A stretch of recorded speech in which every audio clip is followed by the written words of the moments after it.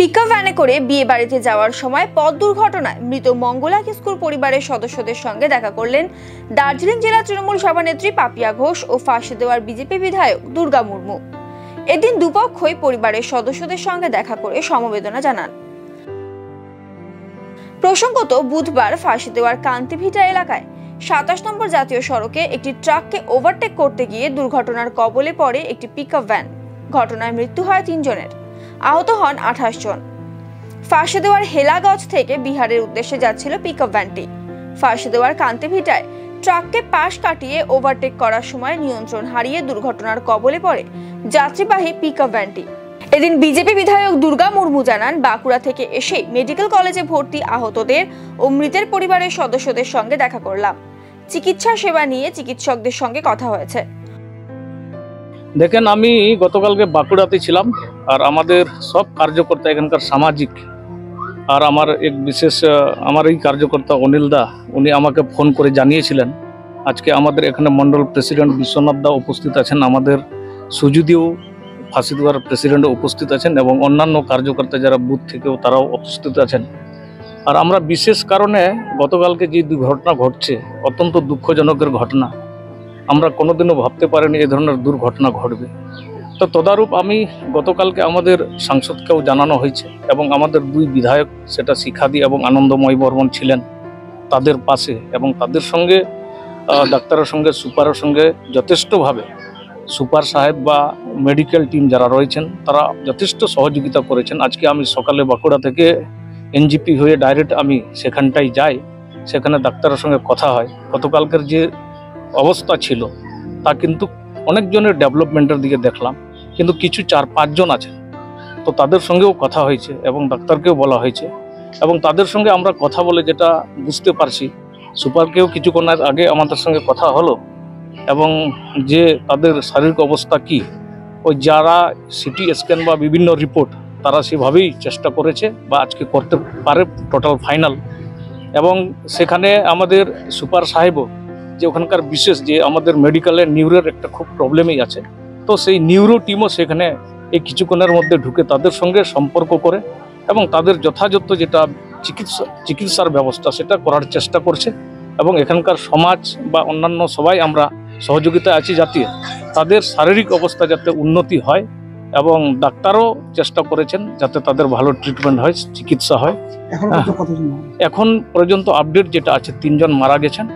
এখন আশঙ্কা যেটা তারা পুরো চেষ্টায় আছেন। আমিও তখন দেখেছিলাম যারা সিরিয়াস পেশেন্ট তাদেরকে ডাক্তারকে বলেছে এত নাম্বার বেডে, এবং ডাক্তারও সঙ্গে সঙ্গে তৎক্ষণাৎ তারা ভিজিটে আসছে এবং দেখছে।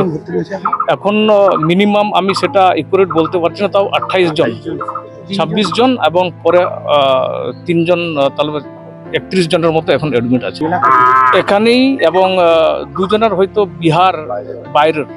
হ্যাঁ, তো এখনই আসলাম আমি, সম্পূর্ণ ডিটেলসটা ওরাই এখানে, একজনের যেটা আমি পেলাম সেখানে আমি একজনের বাড়িতে আসছি, এবং 2 জন হয়তো বিহারের আছে। দেখেন, নিশ্চয়ই আমরা এই যে পাশে দাঁড়ানোই, এই যে তাদের কীভাবে সুচিকিৎসা হবে সেটা আমরা উঠে পড়ে লেগেছি।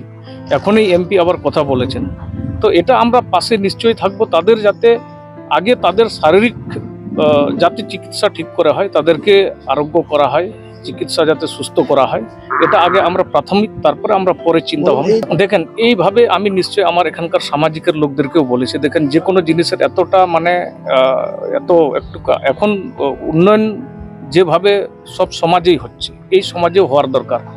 তো তদারূপ এই দুঃখের সময় তাদেরকে বিশেষভাবে আমি ইসে করতে পারি না, তদু আমার হিসাবে যতটুকুই তাদেরকে বোঝানোর, যে কোনো সময় পিকআপ ভ্যানে চড়তে গেলে তাদের একটা মিনিমাম সংখ্যা এবং তাদের সঙ্গে ড্রাইভারকে সঠিক থাকতে হবে, এবং আমাদের যেগুলো কালচারাল তাতে এটাকে অ্যাভয়েড করতে হবে, যাতে মানুষ একটা এমন পরিস্থিতিতে দাঁড়াচ্ছে যে এই আমাদের ওই বর্জন অবশ্যই করতে হবে, যেগুলো দিয়ে মানুষের একটা স্বাভাবিক মানসিকতা ভারসাম্য হারিয়ে যায়। তবে আমি এটা বলবো না ড্রাইভার হয়তো সঠিক মতো সবাই ঠিকঠাক ছিল, কিন্তু দুর্ঘটনার জন্য কে কাকে দেখেছে, কখন দুর্ঘটনা হয় সেটা তো আমরা বলতে পারি না। অন্যদিকে পাপিয়া ঘোষ জানান, ইতিমধ্যে হেল্প ডেস্ক করা হয়েছে, আহতদের পরিবারের সদস্যদের সব রকম সহযোগিতা করা হচ্ছে। মুখ্যমন্ত্রী মমতা ব্যানার্জি ও অভিষেক ব্যানার্জি বিষয়টি নজরে রাখছেন। বলার ভাষা নেই, কারণ আমরা সবাই জানি গতকাল একটা মর্মান্তিক দুর্ঘটনা হয়েছে এই হেলাগছে ফাঁসি দেওয়া অঞ্চলে। তো একটা পিকআপ ভ্যানে করে তারা ঠাকুরগঞ্জে বিয়েবাড়ির কন্যা পক্ষ হয়ে তারা যাচ্ছিল। যাওয়ার সময় নিয়ন্ত্রণ হারিয়ে গাড়িটা 5 বার পাল্টি পর্যন্ত খায়, নিহত হয়েছে স্পটেই। কাল রাতেও মেডিকেলে মারা গেছে যথার্থ ট্রিটমেন্টের পরেও। এবং আরও অনেক, আমরা কিছুক্ষণ আগে মেডিকেলেই ছিলাম, সেখানে একদম সুপারের সাথে কথা বলার, চিকিৎসকের সাথে কথাও আমরা বলেছি। সেখানে প্রচুর মানুষ এখনও আহত রয়েছে, তাদের ট্রিটমেন্ট চলছে। মমতা বন্দ্যোপাধ্যায় নিজে বিষয়টা খোঁজ নিয়েছেন এবং অভিষেক বন্দ্যোপাধ্যায় বিষয়টা একদম নিজের তরফ থেকে তদারকি করছেন এত ব্যস্ততার মধ্যেও। এবং সেই মতো করে মেডিকেলের থেকে সেখানে হেল্প ডেস্ক খোলা হয়েছে, তাদের খাওয়া দাওয়ার ব্যবস্থা দলের পক্ষ থেকে আমরা করে দেওয়ার চেষ্টাও করেছি। এবং এখন আমরা হেলাগছে রয়েছি যেখানে ঘটনাটা ঘটে।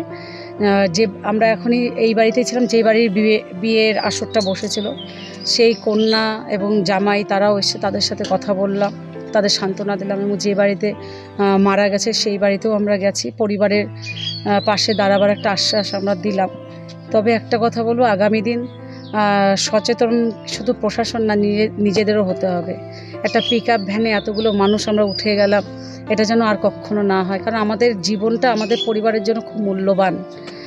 এবং যারা নিহত হয়েছেন তাদের কবর দেওয়ার ব্যবস্থা এবং যারা আহত রয়েছেন সেই প্রত্যেকটা চিকিৎসার বিষয় আমরা খতিয়ে দেখছি। এবং মমতা বন্দ্যোপাধ্যায় যেহেতু নিজে দেখছেন, একটা রিপোর্ট তৈরি করে আমরা পাঠানো হচ্ছে, অলরেডি প্রশাসনের পক্ষ থেকে হয়ে গেছে, দলগতভাবেও আমরা পাঠাবো, যাতে মুখ্যমন্ত্রীর তহবিলের যে একটা বিষয় আছে সেখান থেকে কিছু যাতে আমরা হেল্প করতে পারি, সেটা অলরেডি সিজ করা হয়েছে। এবং যে মালিক, সেই হয়তো গাড়ি, যতদূর জানি সেই গাড়ি চালাচ্ছিল, তাকেও মেডিকেলে আমরা দেখে এসেছি, খুব খারাপ অবস্থায় রয়েছেন।